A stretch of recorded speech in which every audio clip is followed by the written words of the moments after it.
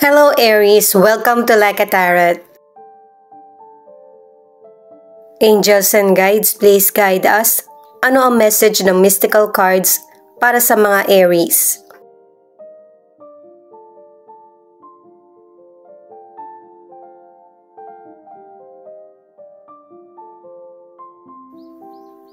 Calmness. Na ang ibig sabihin ay magkaroon ng peace of mind, na maging malaya sa pagkabalisa, sa kaguluhan.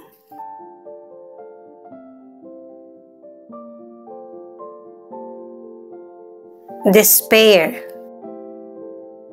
Mas libre at saka masarap sa pakiramdam na piliin ang pag-asa or hope. Kasi hindi naman gugustuhin ni God na hindi ka blessed.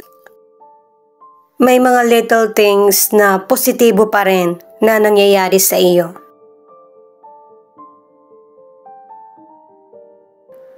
Abundance. Mas mag-focus ka sa abundance patungkol man yan sa financial or feeling para mas marami pang darating. Maybe ang ilan sa inyo nakakalimot ka na kaya kinakatok ka na ni God na siya naman yung bigyan mo ng pansin.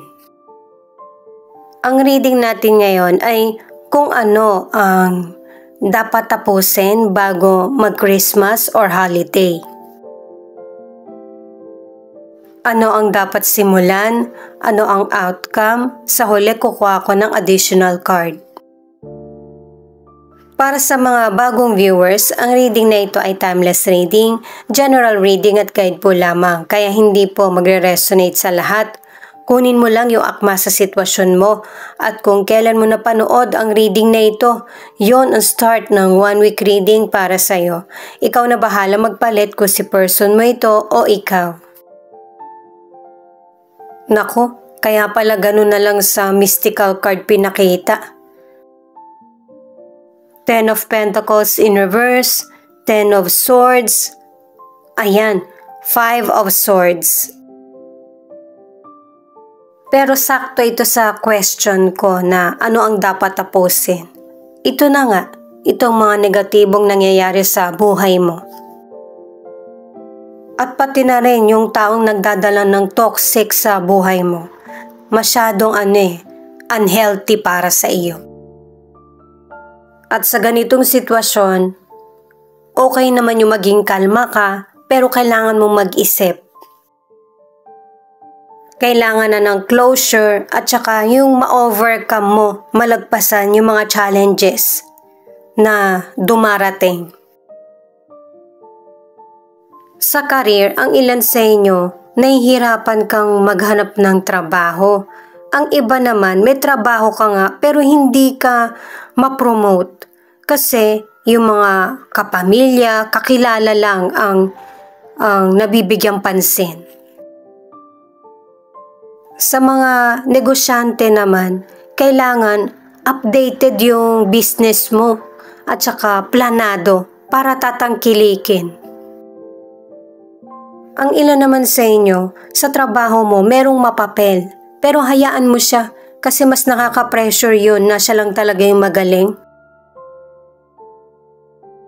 Ituloy mo lang yung trabaho mo para sa sarili mo at saka yung maging maganda yung image mo. Kung gusto mong ipagtanggol yung sarili mo, kailangan makatwiran at yung isip mo yung gagamitin mo imbis na galit. Ang ilan sa inyo kung gusto mo mag-change ng career, sa ngayon hindi pa pwede, pero pagplanuhan mo na. Sa mga nasa relationship, ang ilan sa inyo, cheater, ang person mo, bully, at saka materialistic. Marami kayong hindi na pagkakasunduan, kaya nauwi sa hiwalayan. Ang ilan sa inyo na nasa relationship, may sakit yung person mo. At pareho na kayong stress. Ang ilang single, kulang na lang label sa inyo ng person na kayo na talaga. Pero kung hindi siya nagko-commit at nagpapakita siya ng hindi magandang behavior sa iyo, hindi siya para sa iyo. Huwag mong ilagay sa alanganin ang sarili mo. Connected pa rin itong mga cards mo sa mga naunang cards at ito ang dapat mong simulan. Yung mga komento ng iba na alam mong makakatulong sa'yo, yun lang yung kunin mo. At saka dapat mong simulan na maging matigas ka din. Hindi pwedeng ipakita mo yung kabaitan mo lang. Ang magandang nangyayari dito, pinoprotektahan mo kung ano yung para sa iyo. Sa financial, merong person na mag-a-advise sa'yo para kung paano mo palalawakin yung financial na meron ka. Kasi magiging maganda yung takbo ng financial mo kasi planado at saka determinado ka na makamit yung goals mo sa financial. At sa cards na ito ipinapakita na ang ilan sa inyo magiging mahigpit ka sa financial. Sasabihin mong wala kahit meron kasi hindi naman dapat talaga bigyan yung person na iyon.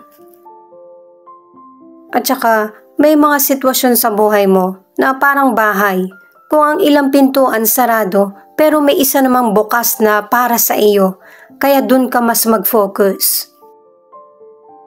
Sa mga single, ang ilan sa inyo hindi ka interesado na magkaroon ng bagong love life. Kasi sa ngayon, healing ka pa lang. At saka ang ilan sa inyo, nakadalawang cards ka na. Na ang ilan sa inyo, naiisip mo pa rin yung past person mo. At gusto mong malaman yung totoong dahilan kung bakit kayo nagkahiwalay. Ang ilan na nasa relationship kasi wala pang formal na hiwalay na talaga kayo ng person mo pero hindi na kayo nagsasama. Yung dati mong biyenan, gusto ka kesa dun sa ipinalit sa iyo. Di ba nga sa mga naunang cards, merong person na nagkahiwalay. Tahimik lang siya pero hindi rin niya gusto yung nangyari sa iyo. At yung ipinapakitang dahilan, magaling ka sa gawaing bahay, napaka-supportive mo na person. Wala siyang masabi sa pagiging nanay mo at asawa. Ang ilan naman na nasa relationship, merong betrayal ang relasyon at pinapaunawa sa iyo ng mga cards na kailangan maputol na itong negative cycle na nangyayari sa buhay mo.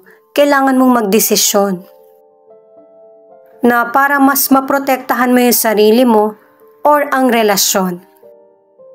Ito naman ang outcome. The Hierophant, Two of Swords at the Devil. Nakatatlong cards ka na yung nangyaring trauma sa nakaraan ay nakakaapekto pa rin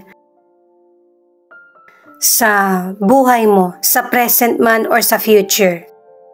At saka ang ilan sa inyo, meron kang mga pinaniniwalaan.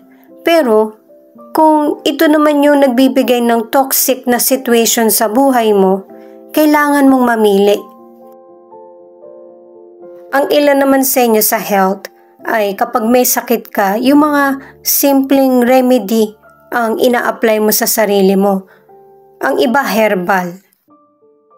O kaya yung gamot na binibili lang sa malapit.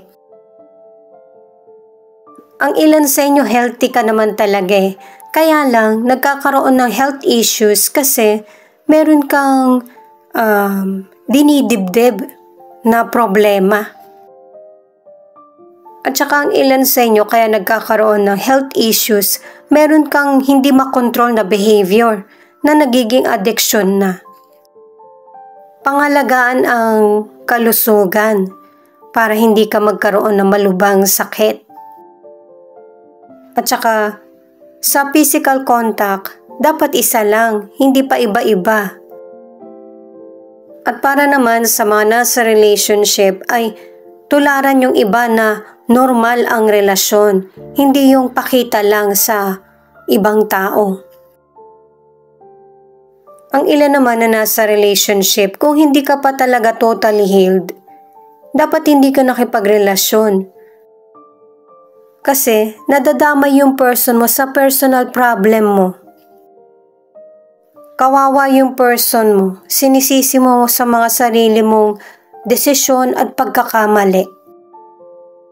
At saka ang ilan sa inyo, may betrayal ang relasyon at saka minamanipula ka ng person mo. Pasensya na guys, nawalan kasi ng battery eh.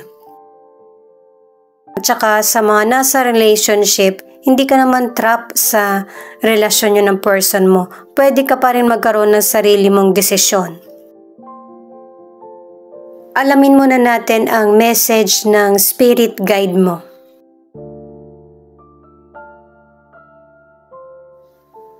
Move boldly into a golden future. Ang ibig sabihin nito ay magtiwala ka kay God dahil ituturo niya sa iyo yung tamang direksyon ng buhay mo. Kukuha pa tayo ng isa pang card.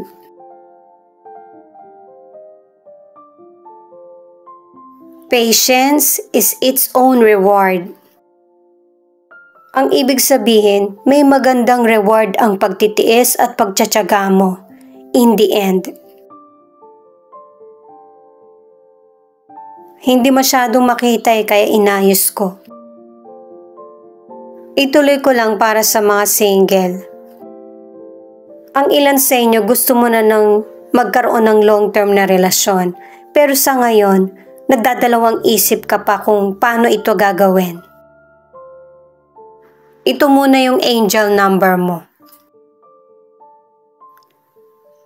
Affirm, God is saying to you, rest. I am already at work. I will turn around every negative situations in your life.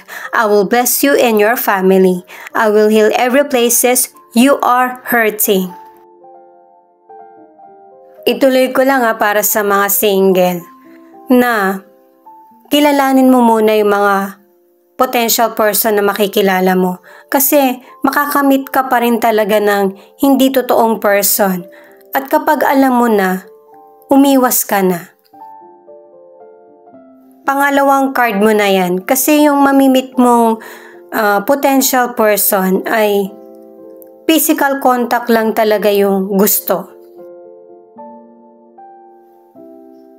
The Devil, ay nako guys, hindi mo to dapat panghinayangan kasi sa mga cards mo puro babae oh. Hanggang kahuli-hulihan talagang hindi siya kontento sa isa lang na karelasyon. Mas piliin mo yung positive at sarili mong happiness.